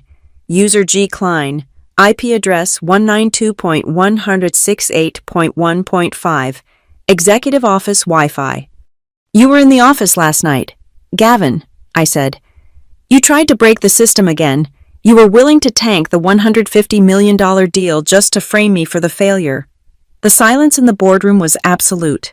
It was the silence of a guillotine blade hanging at the top of its arc. Gavin looked at the screen. He looked at the IP address. He knew he could not deny it. He had been desperate. He had been arrogant. He thought he was the only one who knew how to play the game. But he had forgotten that the game is played on a board, and I had built the board. Marianne Voss stood up. She did not look at Gavin with anger anymore. She looked at him with the cold detachment of a surgeon removing a tumor. Security, she said into the intercom. 2 uniformed guards entered the room. Escort Mr. Klein to his office to collect his personal effects, Marianne said. Then escort him out of the building. His access badges are revoked. His devices are to be wiped remote immediately. Marianne, wait, Gavin pleaded. His voice was small, stripped of all its bluster. We can work this out. I was just testing the security. It was a red team exercise. Get him out, Marianne said. Gavin Klein, the genius architect, the man who built a culture of noise and ego, was led out of the room. He did not look back. He slumped in the grip of the guards, a man whose entire reality had dissolved because he underestimated the woman who changed his printer toner. The door closed. The board members looked at Marianne. They looked at me. We have a decision to make, Marianne said. The NGRO deal is conditional. They require Nora Watson to be the technical lead. If we refuse, we lose the contract. And given what just happened, we likely face a federal investigation for attempted fraud. The chairman of the board, an elderly man who had not spoken a word until now, looked at me over his spectacles. Can you deliver the project, Ms. Watson? Yes, I said, but not with the current team structure. I need full autonomy. I need to hire based on skill, not culture fit, and I need a budget to fix the technical debt that Gavin hid for 3 years. Done, the chairman said. Make it happen. I walked out of the boardroom 20 minutes later. The office was quiet. The news had traveled fast, faster than any fiber optic cable could carry it. The genius team was sitting at their desks, but they were not working. They were watching. I walked down the main corridor. It was the same hallway I had walked down 1,000 times with my cleaning cart, invisible, ignored, treated like an obstacle to be stepped around. But today, the air was different. As I passed the glass walls of the developer's bullpen, heads turned. They did not look through me. They looked at me. Noah Pierce gave me a small, subtle nod from his desk. The others just watched. There was fear in their eyes. Yes, They were wondering if I would fire them. They were wondering if I would be as cruel as Gavin. But mostly, there was respect. They realized that the person who held the power was not the one with the loudest voice or the most expensive sneakers. It was the person who knew how the machine worked. I reached the front doors. I pushed them open and stepped out into the cool evening air of Cleveland. The sun was setting, painting the glass building in shades of orange and fire. I took a deep breath. It tasted of exhaust and victory. I had spent 3 years in the dark. I had spent 3 years listening to them lie. I had spent 3 years fixing their mistakes while they took the credit. They thought I was silent because I was weak. They thought I was silent because I was afraid. I adjusted my bag on my shoulder and walked toward the bus stop. I would be back tomorrow. I had a team to reorganize. I had a system to rebuild. I had $150 million to earn. I looked back at the building one last time. Silence is not weak. Silence is just waiting until your enemy hands you the hammer. Thank you so much for listening to this story. I would love to know where you are tuning in from. So please drop a comment below and let me know your location so we can connect. If you enjoyed seeing the underdog win, please make sure to subscribe to the Boss Revenge Stories channel. Hit that like button and smash the hype button to help this story reach even more people. Your support means the world to me. Stay safe, and remember, always check the logs.